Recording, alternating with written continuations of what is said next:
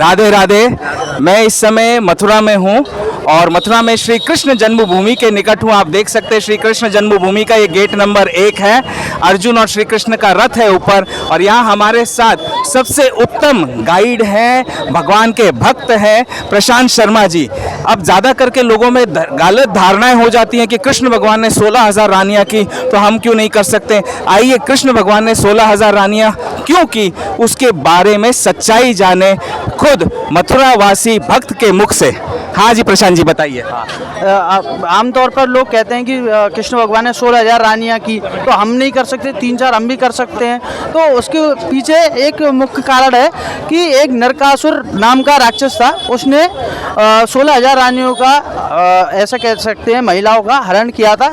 तो एक गुफा में जाकर के वो छुप गया था। तो उसको महिलाओं को छुड़ाने के लिए भगवान गए और उनसे युद्ध किया जा करके। तो नरकासुर राक्षस का जब भगवान ने वध किया, उसके बाद जब उनको महिलाओं को छुड़ाया, उसके बाद में वो महिलाएं कहने लगी कि उसने हमारा हरण कर लिया और उसने हमारे आत्मसम्मान को भी नष्ट कर दिया। अगर आप हमारे पति बनते हैं, अगर आप हमारे स्वामी बनते हैं तो ही हम इस धरती पर रहेंगे, अन्यथा हम आत्मदाह कर लेंगे।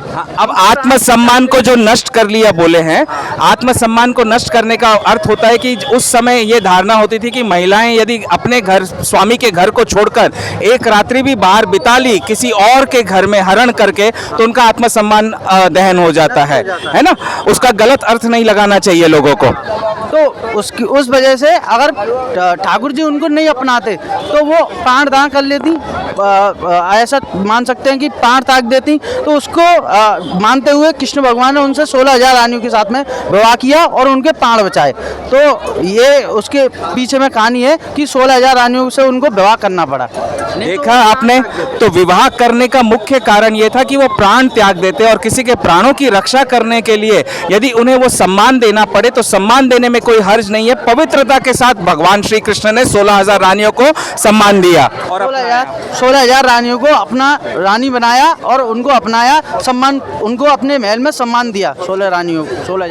प्रशांत जी, आपके जैसा गाइड और भक्त भगवान का हमने मथुरा में आज पहली बार देखा है और हम आपसे वही निवेदन करेंगे जो हमने कहा कि गोवर्धन गिरधारी पर जितने लोग आए उनको सबको आप कहेंगे कि गोवर्धन गिरधारी पर वो पेड़ पौधे बीज का रोपण करते हुए जाए और जल चढ़ाते हुए जाए। आपका क्या कहना है इसके बारे में? बिल्कुल। अभी अगर मैं और किसी श्रद्धालु से मिलता हूं तो मैं उनसे यही आग्रह करूंगा कि आप जब भी गोवर्धन परिक्रमा लगाने जाएं तो वहां पर ज़्यादा नहीं 2 पेड़ अवश्य लगा के आएँ। जितने आप लोग जाएं, अगर 5 लोग जाते हैं तो 2 पेड़ अवश्य लगाएं गोवर्धन जी के लिए, जिससे वो हरा भरा रहे वहाँ पर। हमारा टारगेट है अगले 5 साल में गोवर्धन गिरधार जी एकदम हरे भरे हो जाने चाहिए, जैसे श्री कृष्ण ने अपनी छोटी उंगली में उठाया था वैसे हो जाने चाहिए।